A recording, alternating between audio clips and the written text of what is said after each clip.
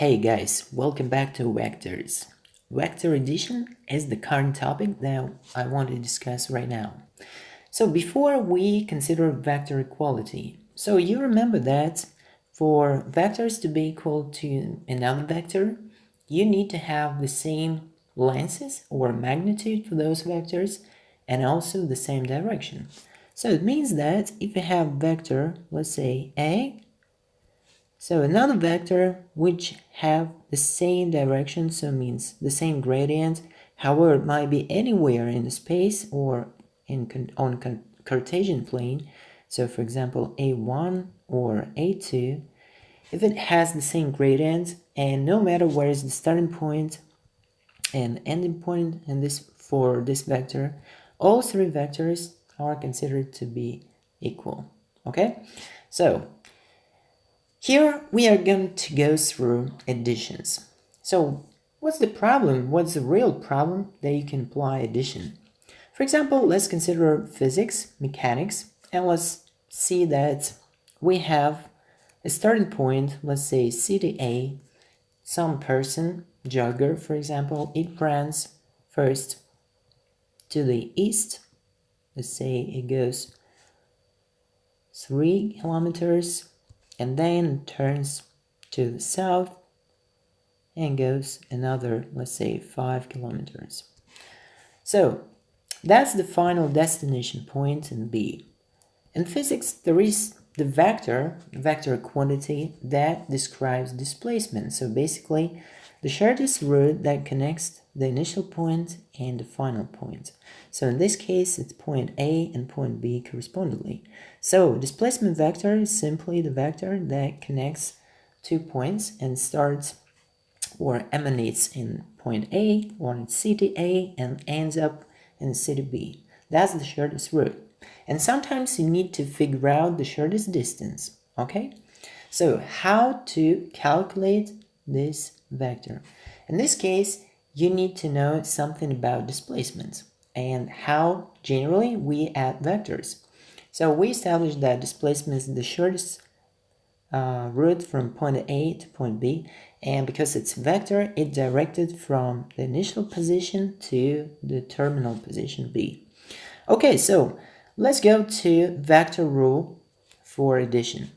So in order to do that, we have some vectors actually that shows us the interim direction of the motion of our jogger, of our person. So the first is the vector that starts in A and first it goes to the point, let's say C. Okay, so that's why the first vector is actually AC. The magnitude for this vector is 3 kilometers. So what about another vector? So after C, it turns to the south, it goes down. So we have vector CB with the length or magnitude 5 kilometers. They go in the chain. So what does it mean in the chain? The starting point is A, the ending point is C for the first one. But for the next vector, which is CB, the starting point becomes the end of the previous vector. So they go in a chain, like a train, right? If you just imagine, or you probably remember the very old game. So currently it's not very like in great use and great demand. It's called the snake. You just remember how it goes, right? It can go, for example, to the right, then it turns 90 degrees down, then it goes, for example, backwards, then it turns again down, and let's say that's the end. So that's the starting point, that's the ending point. So the same rule, it goes like the chain. So direction actually along the whole snake curve or track is the same. I mean, it changed direction, but all vectors are oriented along there like a train. So that's that, for example, if it goes first part linear and to the right, then goes down. So the starting position for next vector, vector 2, is the ending position for the vector 1. And again, if you go to vector 3 that goes backward, actually the starting position for this vector is the ending of the previous one. So, how to add vectors? In other words, how to calculate displacement?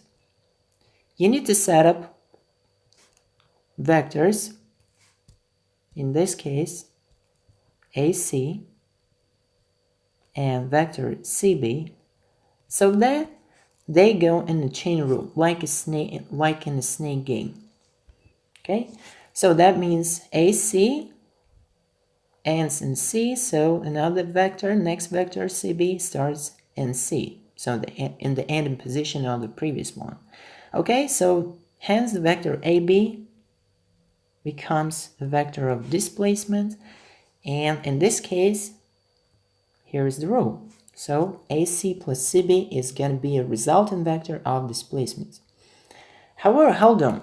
So do you think that you need to add 3 and 5? No, of course. That's not the same as you just simply add in the lengths. No. Just remember about Pythagoras. So if they arrange 90 degrees angle, how you work out displacement? In this case, displacement is simply the magnitude is hypotenuse, right? Just remember how Pythagoras works. So in order to calculate the length of the displacement or the magnitude for this vector, you need to apply Pythagoras to the triangle ACB. So D, in this case, it's hyp, while two other legs, 3 and 5, are the legs. So that's why in order to calculate hypotenuse, you need to take the square root of 3 squared and 5 squared. Basically, you using the lengths of corresponding vectors, square it up and add them. Okay, so let's see what displacement is. It's square root of 9 and 25. So in total, the length or the magnitude of hypotenuse is simply square root of 9 and 25, so you'll get square root of 34. If you want, you can calculate the values using calculator, because square root of 34 is the third definitely, so I'm gonna use calculator and do that. Okay, so square root of 34, here is the result, 5.83 to 2 dp. All right, so 2 decimal place.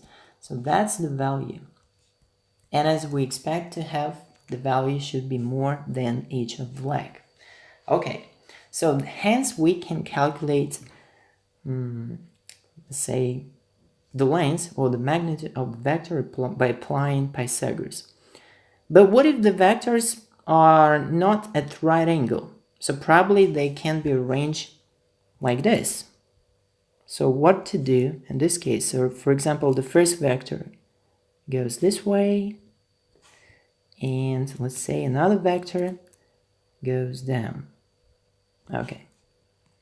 So what to do in this case? In this case, you need to apply components form. But this is the next chapter where we start doing some components.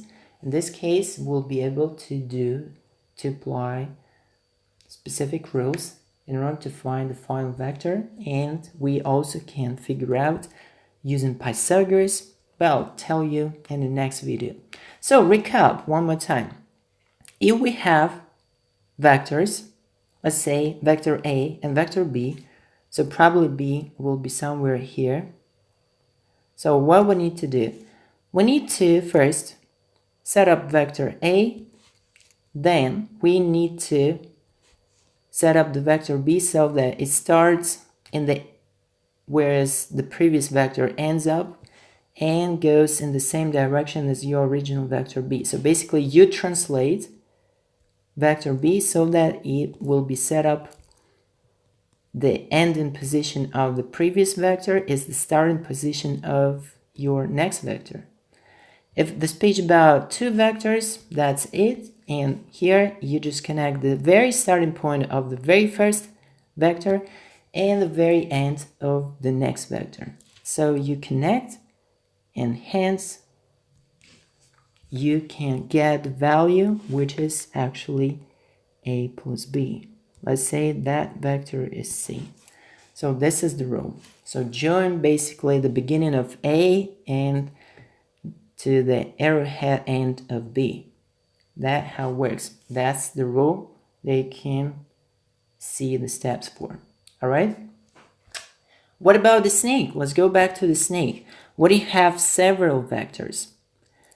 You do the same for vectors more than 2. You have the starting position of the very first one and the ending position. In this case, we have 4 vectors. So the ending position for the vector 4 is here. So what are you going to do? You just need to connect again the very starting point and the very end point.